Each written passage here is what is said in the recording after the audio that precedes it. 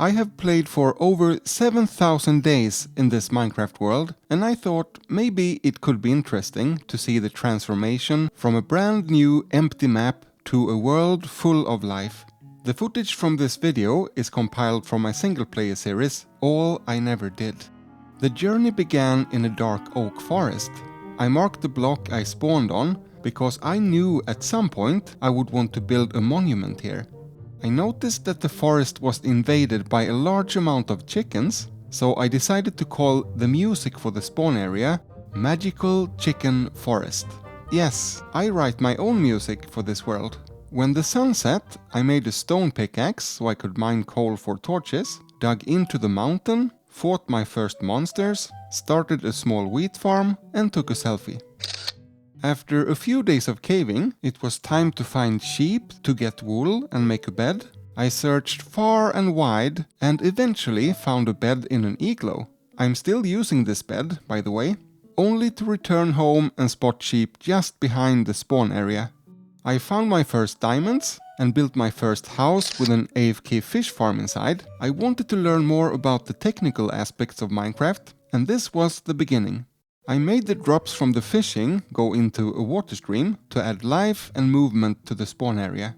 Not until around day 100 did I muster up the courage to go into the nether. I desperately needed quartz for my redstone contraptions, so I had no choice. But all went well. I built an item sorter for the fish from the fish farm and decorated the nether portal a bit. One day this little fella followed me up from the caves, the baby slime Slemmis.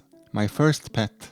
I pinpointed the slime chunk the old school way, manually, and finally I got the fortune enchantment on my pickaxe so I could mine all the diamond ores I had found so far and upgrade my armor. I then constructed a slime block launcher for the items from the fish farm, just for fun. I cut down most of the dark oak trees in the area to have a better overview, built a proper home, and Slemmis got his own little pen. I started planning out and building a slime farm, but the lack of materials for draining the water prevented me from finishing it. I wrote some nice chiptune music for it though. Of course, in Minecraft we mine for resources, and back in the day we used to dig down to world height 11 and start a branch mine. I wanted a personal cozy touch, so I added a minecart that picked up the drops and turned on the lights on the way. I also built a pool in the preparation for the update aquatic and a custom tree. Around day 500, I felt the need to automatically sort and store all the items from the fish farm, so I built a special house for it. Slemmis escaped and tragically died due to my clumsiness, but we got a new Slemmis and kept the first one as a memory and a warning example of what happens if you try to escape. We also got a second pet, the silverfish Silvris. I had some projects coming up that would require a lot of hoppers, which of course require a lot of iron. So I decided to build an iron farm, and back in 2018 that meant placing as many doors as possible. This was my first large farm in Minecraft and I was very proud. I had finally collected enough gravel to drain the area by the slime farm, so I dug down as far as possible and built up the platforms. The idea was to manually attract the slimes and slay them at the bottom. I started to gently rebuild the default Minecraft houses in a village close by and snagged a farmer for an automatic wheat farm. I also built an ice farm. Cool. Around day 1000, the game updated to 1.13, the update aquatic, and I sailed out to get turtle eggs and tropical fish. I also tried out the road design for the nether. One night I saw a strange glow from under the sea. It turned out to be an end portal room. Since this was the first stronghold I had discovered myself in Minecraft, I wanted to go back and find the way through the labyrinth. I wrote some scary music for it too. I upgraded the door button to a note block, installed a bubble elevator for the branch mine, and built a bridge. After searching forever, I finally found a nether fortress, snagged some blaze rods and nether wart, and then started the first really large project in this world. a combined sugarcane and mob farm, complete with item transportation and a viewing area.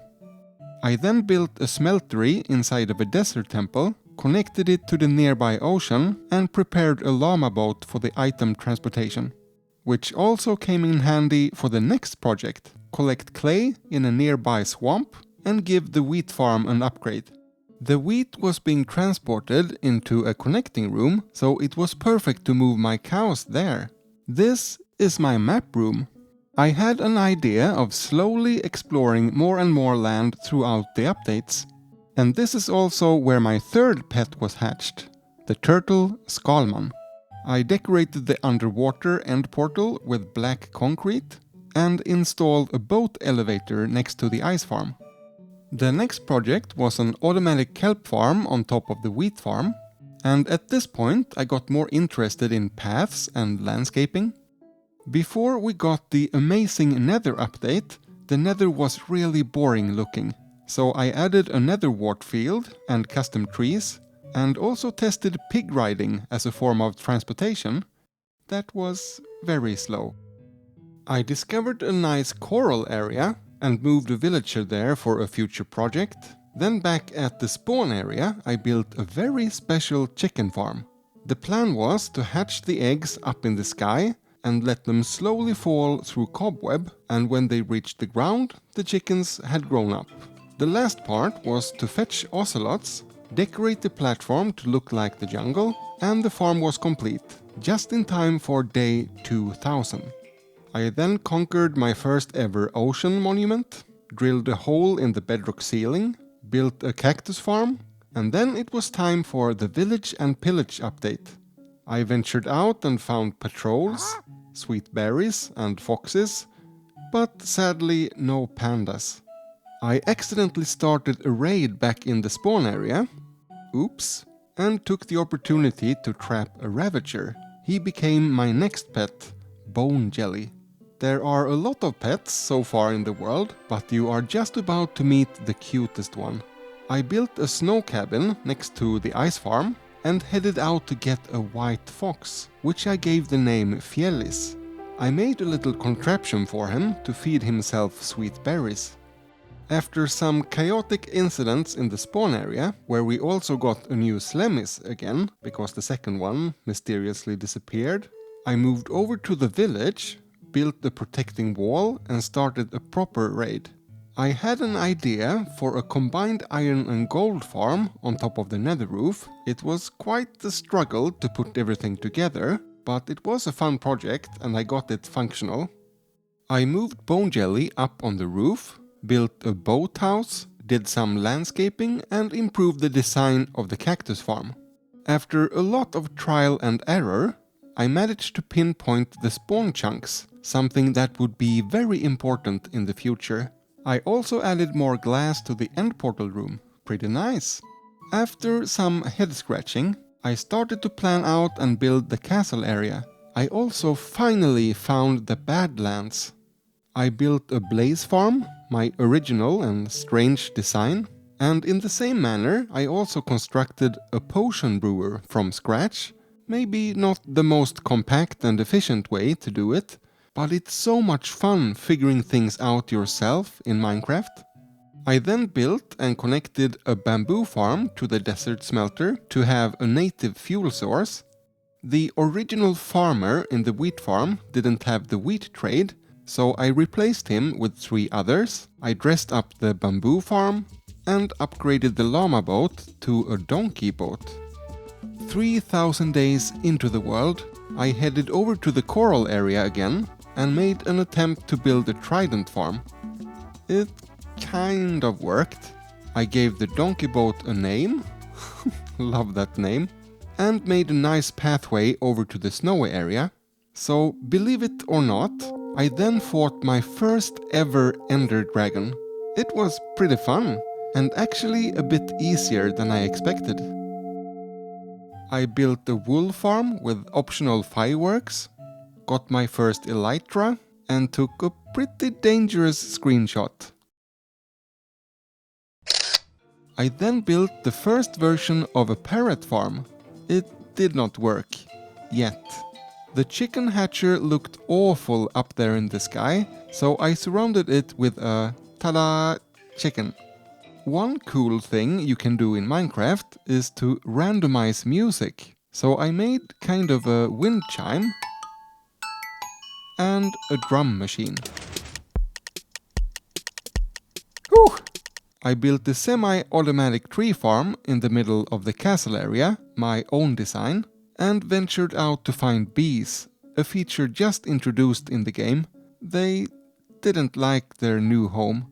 I then built a second version of the parrot farm, and this time it didn't work either. Then my viewers helped me understand that in order for parrots to spawn, both the jungle and the spawn chunks need to be empty of passive mobs. So I named or removed all the animals I could find.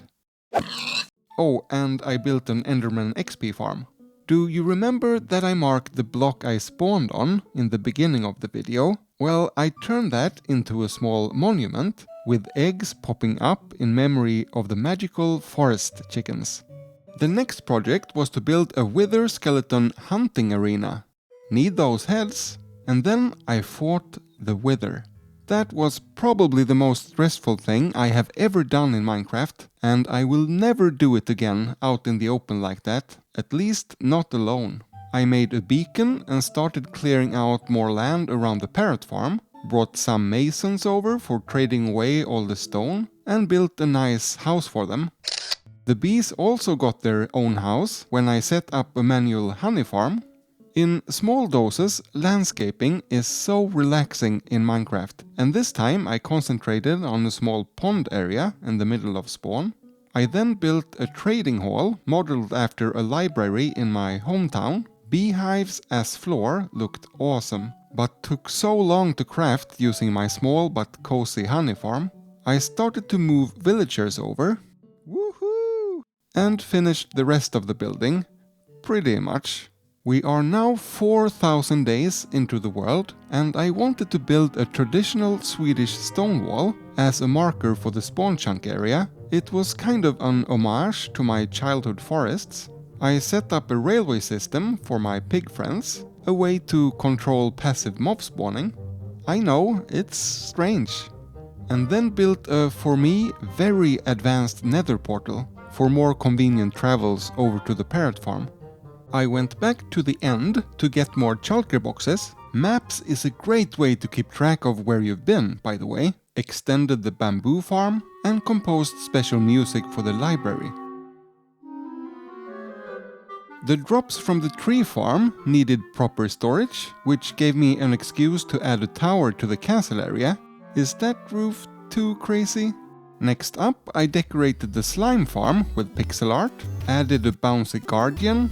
Don't worry, he loves it there. And then set up beacons over at the hunting arena and started to build a third floor. I also landscaped the area behind the slime farm. If you look closely, you will see that the pigmen suddenly got cute floppy ears. And that is because the game updated to 1.16, the Nether update. And I headed out to find a baby hoglin, Bone Jelly's new grumpy neighbor, and decorated the Nether portal with the new vegetation. I added 2 new towers to the castle area, each roof representing a different achievement in Minecraft, and moved villagers up, which would provide backup tools and armor. It was quite the struggle, as usual with villagers, but turned out great in the end.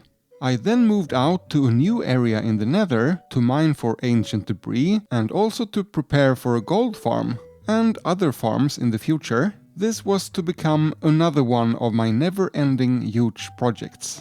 I built a purper farm / target practice game connected to the desert smelter and went back to the Nether outpost to build that gold farm.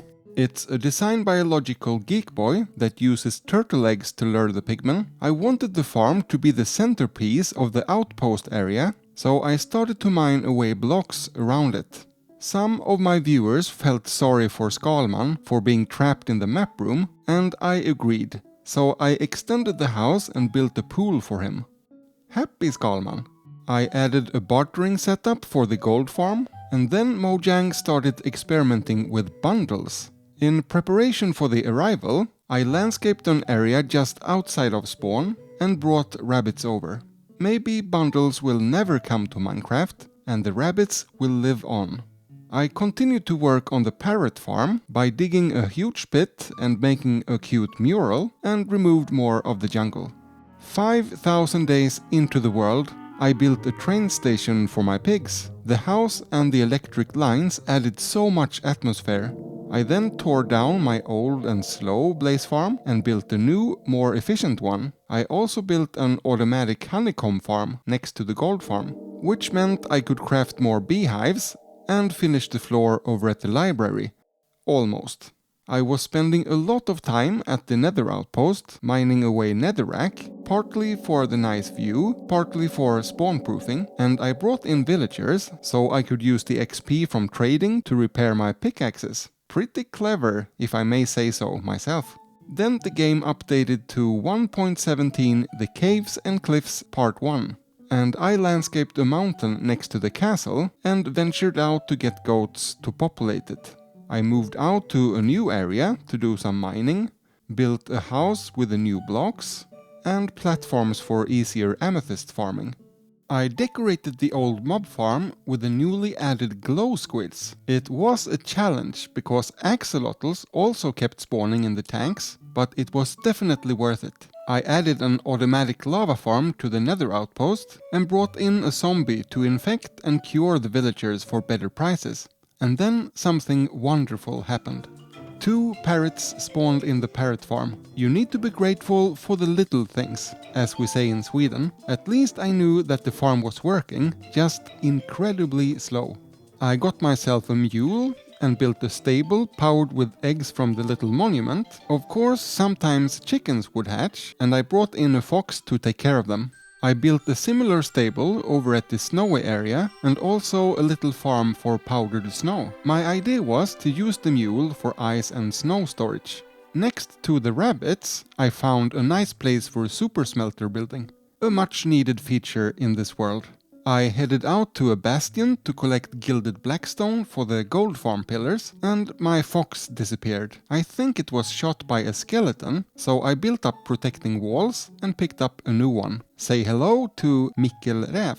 I continued building on the super smelter house, landscaped the area next to it, and upgraded Fedass's storage with shulker boxes. Then I presented my latest music called Mysteries Below, written for the mining outpost. I tried to figure out the design for the amethyst farm and built a setup for collecting dripstone. Around day 6000, I started experimenting with gradients of blackstone and deep slate to the castle area, decided on a design for the gold farm pillars with different kind of gold ores, and built a stairway all the way up to the nether ceiling, in the hopes of spawning on an epic mountain on the other side, because the game had just updated to The Caves and Cliffs Part 2. Well, that didn't happen, but I explored the new terrain, found rooted dirt and spore blossoms, and added those magic particles to the magical chicken forest. My goats kept leaving their island mountain, so I planted a border of sweet berries around it, and then started a branch mine for gold ore blocks, and decorated in the same style as the old mine. Pretty cozy.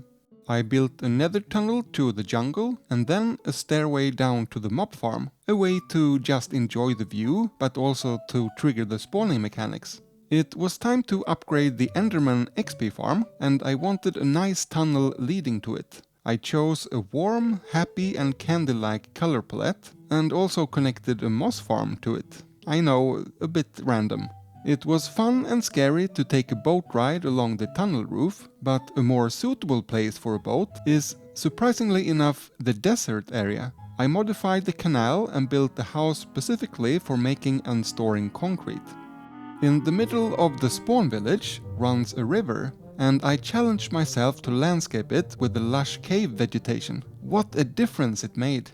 I then wanted to see if I could get enough iron from just mining, instead of building an iron farm, so I started a new speed mine over at the mining outpost and built a tower around the amethyst farm / beacon beams. I went back to the library to organize the enchanted books we buy there and make room for a few more librarians. I also replaced the torches in the forest with magical mushrooms and added more spore blossoms. Another thing that desperately needed finishing was the castle area, and I managed to build up the surrounding walls with the lovely gradients, rework the courtyard, and build a roof. More will be added, I'm sure, but the foundation was done.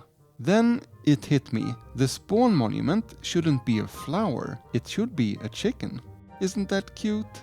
I needed dark prismarine for my next project, so I built a quick and dirty guardian farm and moved out to a new area to build the first temple in an Asian style. The wild update was getting close, so in preparation I built a new house for sand storage plus an oasis, updated the game, and headed out on a long journey to find a lace. I finally found them and very safely brought them home. They became such a nice addition to the desert area.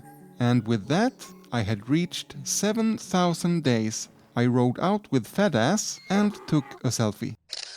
The story continues, and I would love if you will continue to hang out with me in this world. Here is a playlist with all the episodes. Maybe check one of the newer ones out. Here is the latest world tour, and here is a video I think you will like. Thank you so much for watching, and I'll see you next time.